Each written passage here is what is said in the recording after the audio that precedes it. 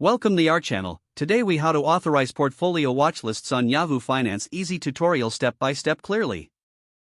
To authorize portfolio watchlists on Yahoo Finance, start by opening your preferred web browser. Go to the Yahoo Finance website by typing finance.yahoo.com in the address bar.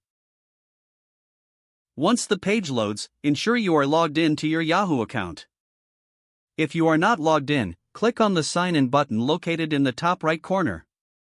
Enter your email address and password, then click Sign In to access your account. After logging in, navigate to the My Portfolio section found in the main menu. In the My Portfolio area, you will see options to add or manage watchlists and portfolios. To create a new watchlist, click on the Create Portfolio button. A pop-up window will appear asking for the portfolio name. Enter a name for your new portfolio and click Create.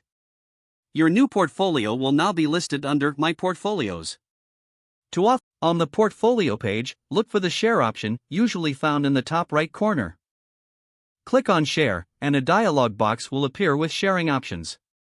Select public or private based on your preference for visibility. For public portfolios, you can generate a shareable link. Copy this link if you wish to share it with others.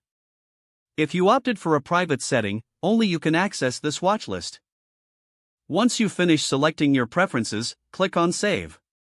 Now you have successfully authorized your portfolio watchlist on Yahoo Finance. You can begin adding stocks by clicking on the Add Symbol button. Type in the stock symbol you wish to include and select it from the drop-down list.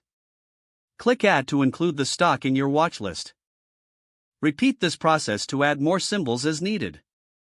Your authorized watchlist is now ready for tracking your investments. If the page does not load, refresh the browser or try again in a private or incognito window. Make sure you are using the correct email address, then retype it carefully to avoid small typos. If your password is not accepted, use the Reset option and create a new strong password you can remember. Check your spam folder for verification or security emails, then complete any requested confirmation steps. Enable two-factor authentication if available to improve account security and reduce unauthorized access risk. After signing in, review your profile details so your contact information and settings are accurate and current. Don't forget to like this video and subscribe to our channel for more step-by-step tech guides.